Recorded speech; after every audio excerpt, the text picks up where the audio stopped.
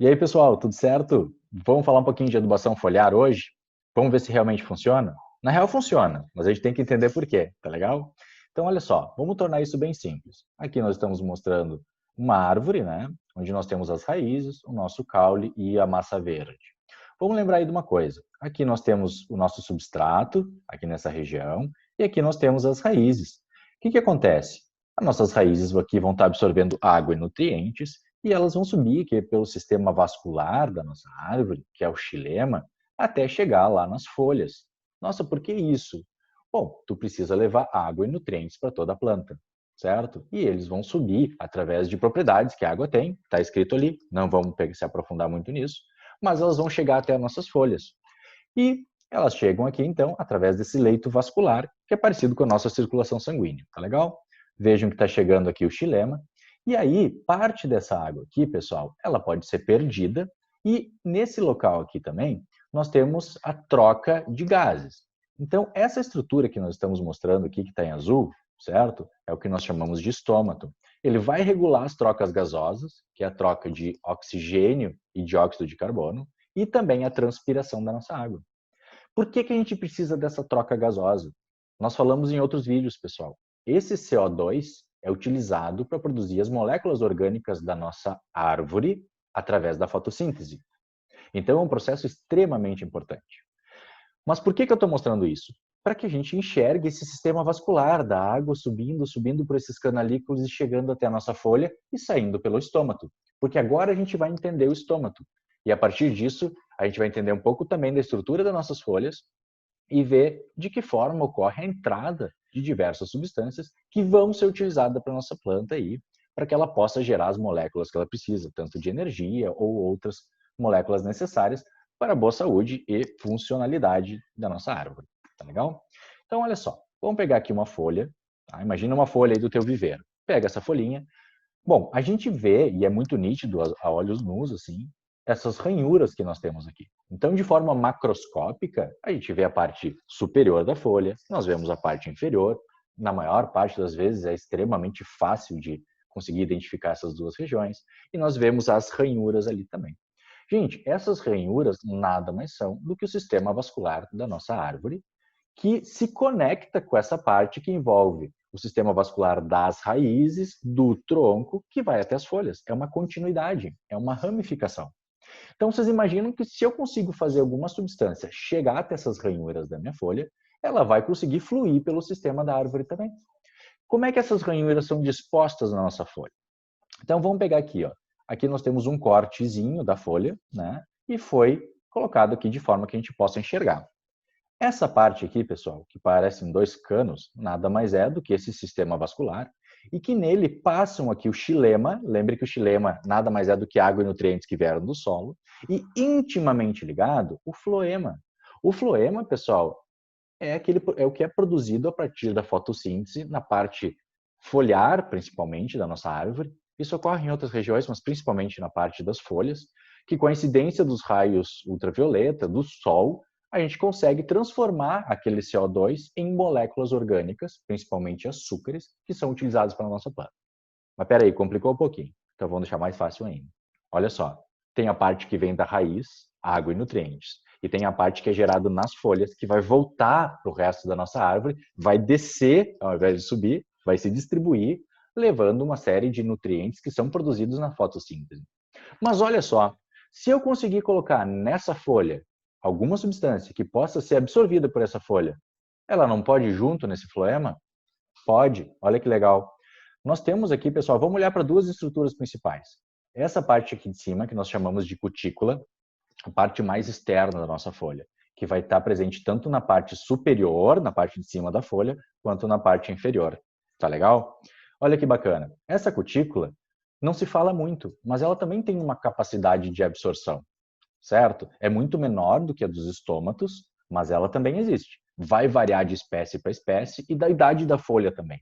Uma folha muito antiga tende a ter essa cutícula mais espessa, o que dificulta passar, como se tu tivesse um tecido muito fino e um muito grosso. No mais grosso, tu vai ter mais dificuldade de fazer passar algumas substâncias. No mais fino, tende a ser mais fácil, né? Mais fino em espessura, não em trama, né? Então, dependendo da espessura, tá legal? Então, sim, essa cutícula tem uma capacidade de absorção, vai depender muito da espécie, do tempo da idade da folha, enfim, mas ela tem. Mas principalmente quando se fala em adubação foliar, se fala muito nos estômatos. Pessoal, os estômatos eles estão aqui. Estão vendo essa aberturinha aqui? Estão vendo essa aberturinha aqui? Deixa eu tirar, botar aqui para baixo a minha imagem. Vejam aqui também, olha. Aqui nós temos a epiderme da nossa planta e aqui nós temos os estômatos. Essa região aqui ela pode abrir mais ou ficar mais fechada, de acordo com algumas condições que a gente já vai falar. O que acontece? É através desses estômatos que ocorre aquelas trocas gasosas e a perda de água. No momento que está aberto esse estômato, pessoal, imagina que esse estômato aqui está aberto e está transpirando a água aqui, está saindo água, mas também está diluindo ali nessa água o dióxido de carbono para que possa vir aqui para esse meio interno o dióxido de carbono para que a planta consiga utilizar, né, para produzir as moléculas orgânicas. Gente, se tiver disponível aqui moléculas, átomos, que possam passar pelo estômato, se dissolver naquela água que está sendo exposta aqui e vir aqui para o meio interno, por que a planta não utilizaria, né? Então, a partir do momento que vai estar aqui aquele produto que tu usou na adubação foliar, essa estrutura que tem aqui ao redor das nossas ranhuras, tá? É um feixe, é uma bainha de feixe que tem ali como se fosse uma membrana que escolhe o que entra e o que não entra para esse leito vascular, certo? Se a planta precisa, tu tem disponível por via foliar, gente, ela vai utilizar e ela vai levar para o resto da planta e utilizar na forma que ela precisar. Tá legal? Ah, será que isso funciona? A gente já vai ver um artigo científico que vai comprovar isso. Lembrando que isso aqui é retirado de um livro chamado Biologia de Campbell, um livro extremamente conceituado que mostra a fisiologia normal dessa folha. Tá legal? E depois no artigo a gente vai ver a comprovação da quantificação de alguns nutrientes dentro da estrutura dessas plantas, o que comprova a funcionalidade da adubação foliar. Tá legal? Um só dos artigos que comprova, tem muitos na literatura, certo? Bom, de forma geral, pessoal, e aí isso é muito importante. Se eu estou dizendo que os estômatos são estruturas importantes para a captação do adubo foliar, é também importante que ele esteja aberto, né? Como é que tu vai encher uma garrafa com a garrafa fechada? Fica difícil, né? Então, olha só, no geral, pessoal, o que nós temos? Os estômatos abertos durante o dia e fechados durante a noite. Por que no geral? Porque, olha só, nós temos alguns estímulos para a abertura desses estômatos. Aqui eu estou com o estômato aberto, vejam que eu estou com esse espaço maior, do que esse aqui, onde eu estou com essas células guarda, que nós chamamos, elas estão mais inchadas e acabam fechando a estrutura e permitindo menor troca, tá? Tanto de gases quanto outros, a saída de água, troca de nutrientes. Então, olha só, a luz, se eu tenho maior incidência de luz, ou seja, durante o dia, eu tendo a manter aí o meu estômago aberto, porque vou estar realizando a fotossíntese, né? E a fotossíntese, ela vai precisar a captação de dióxido de carbono. Se a planta está produzindo, está usando muito dióxido de carbono lá no meio interno dela, reduz o que tem lá no meio interno. Então, ela precisa abrir o estômago para captar mais do meio externo, né? E o ciclo circadiano também. O que é isso? Pessoal, as plantas, da mesma forma que nós temos um ciclo ao longo do dia de liberação hormonal, de liberação de substâncias químicas, as plantas também têm. Então, elas também controlam, através desse ciclo, a abertura ou fechamento dos seus estômatos. Tá legal? Dentro do ciclo dela, à noite, tende a estar mais fechado o nosso estômago. Agora, nós temos estímulos para o fechamento e por isso que a gente fala que, no geral, estão abertos durante o dia. Vocês já devem ter ouvido falar de algum especialista, olha, se você for fazer adubação foliar, cuida para que não tenha muito vento nesse dia, ou a temperatura muito quente.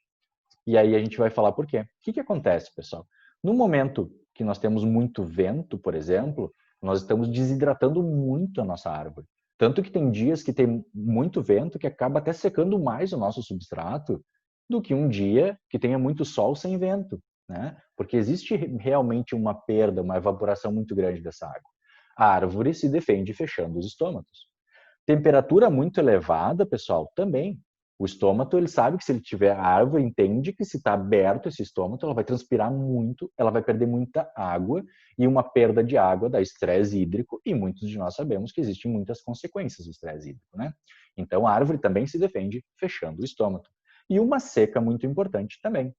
E, pessoal, essa coisa, a questão da seca, olha que interessante, tá? Se o solo começa a ficar muito seco, a raiz produz um hormônio chamado ácido abscíssico, quem quiser está escrito aqui embaixo, tá? E esse hormônio produzido nas raízes avisa lá a folha, cara, ó, fecha esse estômago aí, porque se continuar transpirando, vai dar ruim. Fecha aí que a gente tem que segurar essa água. Interessante, né? Então, um aviso lá das raízes, para que lá na parte da nossa copa, ó, fecha aí que não vai dar bom. Eu acho isso extraordinário. E aí, pessoal, para quem gosta de ver isso de uma forma mais de número e tal, eu procurei vários artigos científicos, tem muitos internacionais, muitos nacionais, mas muitos deles trabalham em culturas de grande escala que não são plantas muito utilizadas no bonsai. Então eu encontrei um artigo interessante, com uma linguagem boa. Quem quiser pode dar uma olhadinha, tá? Tá aqui o artigo, vocês encontram facilmente lá no Google, podem ler com cuidado, mas é bem interessante porque ele usa aí a acerola, tá? Para fazer a comparação entre uma adubação de solo orgânica, uma adubação de solo química e uma adubação foliar. Gente, a gente não vai ler todo o artigo aqui. A gente vai ver só os pontos relacionados à adubação foliar, porque é esse o ponto da nossa conversa de hoje, tá legal? Então, olha que bacana. Eles testaram aqui tanto macro quanto micronutrientes, compararam esses tipos de adubação e nos mostraram depois, quando tu pega essa folha, tá? Então, digamos que tu faz adubação e eles fizeram em 3 épocas diferentes do ano essa adubação, com frequências diferentes também. Então foi bem realizado o trabalho, foi um trabalho bonito. Então ele mostra assim, olha, se tiver uma adubação mais frequente acontece isso, menos frequente acontece isso. A gente vai ver em relação ao controle, que é aquela planta que não foi adubada, com aquela planta que foi adubada por via foliar. E vamos ver o que aconteceu, o que se encontrou aqui. Tá legal? Então, primeira coisa que a gente pode olhar aqui, pessoal, só para que a gente entenda um pouquinho como é que eles fizeram esse estudo, e eu acho isso importante, eles tiveram vários grupos de tratamento aqui. Nós temos um que eles chamam de testemunha. Testemunha é um controle. É a planta que ela foi ali cultivada sem aquela adubação durante aquele período, tá? Para te ver o quanto de nutrientes tu tem na folha, na estrutura dessa árvore, certo? E aí depois eles testaram no solo a adubação orgânica, testaram também a adubação química no solo. E aqui eles fizeram outros tratamentos. Eles fizeram esses 3 tratamentos aqui, avaliando a adubação foliar mais a química no solo, tá? E aqui embaixo eles fizeram só foliar. Então o que a gente vai fazer para simplificar? Nós vamos comparar alguns nutrientes só para a gente enxergar o que aconteceu, no controle, que é aquela planta que não foi adubada, com a planta adubada de via foliar. Vamos simplificar, porque a ideia é entender o que está acontecendo. Tá? Então, olha que bacana. Vamos pegar aqui, ó, eu peguei o nitrogênio, que é um macronutriente que a gente utiliza muito nas nossas adubações, para a gente avaliar os níveis sem adubação e com adubação foliar em 3 frequências de uso diferentes. Então, olha só. Na adubação aqui, na adubação não, na cultura onde não tem adubação, aqui está o nível encontrado de nitrogênio, tá legal? Em gramas por quilo de folha, tá? Quanto nitrogênio era encontrado, e a média. Esses valores aqui, pessoal, são em 3 épocas. Então, veja aqui. Aqui lá pelo mês 2, mês 6 e mês 11, porque as estações são diferentes, né? Nós temos momentos diferentes das nossas plantas, então é importante avaliar em mais de um momento. E olha que interessante. Aqui embaixo, esses 3 aqui, pessoal, é adubação foliar a cada 30 dias, a cada 15 dias e a cada 10 dias. Olha só, a cada 10 dias, aqui no primeiro mês, ali em fevereiro, a gente não encontrou diferença, mas ali no mês 6, olha que interessante, aqui nós estávamos com 23 gramas por quilo de nitrogênio na massa foliar, e olha aqui com a adubação a cada 10 dias foliar, 31 gramas por quilo. Gente, aumentou aí mais de 30%. Interessante, né? E olha só aqui, ó, no mês 11 também se manteve essa alta. Então a gente viu que o nitrogênio por via foliar ele é absorvido e tu consegue detectar os altos níveis nas folhas, o que é super interessante. Né? Bom, esse é um dos nutrientes. Gente, são muitos que são trabalhados aqui no artigo. Peguei o ferro aqui porque o ferro foi um dos melhores absorvidos pela acerola, tá? Quando utilizado pela via foliar. E olha que legal, nós temos aqui no nosso controle por volta de 35 ou 36 miligramas por quilo em todos os períodos.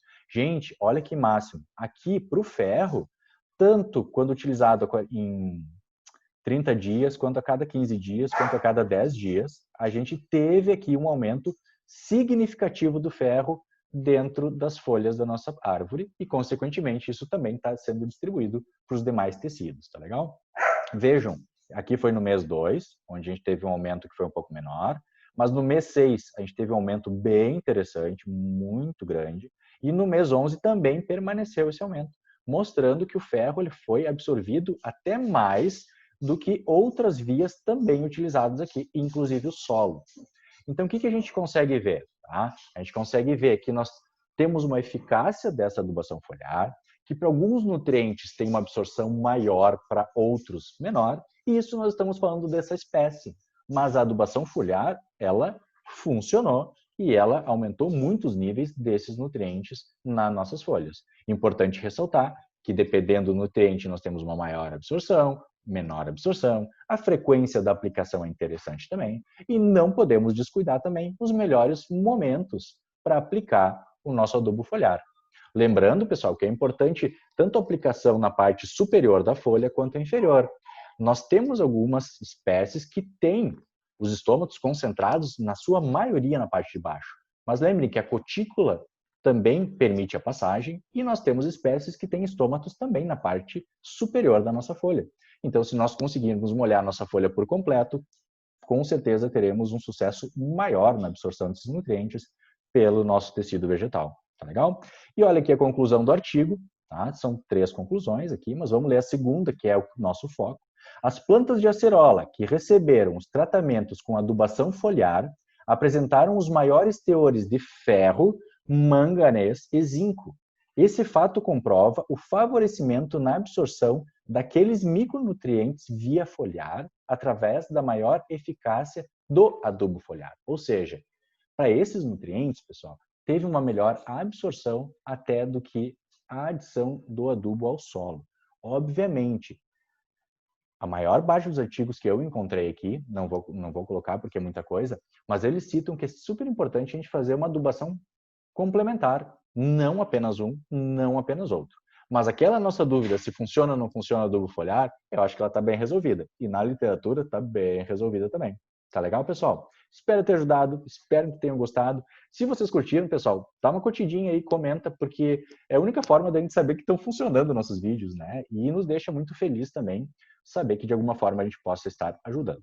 É claro que o vídeo de hoje envolveu conceitos mais aprofundados, mas não teria como falar isso sem uma forma científica e um aporte científico junto, tá legal? Até a próxima, galera. Valeu!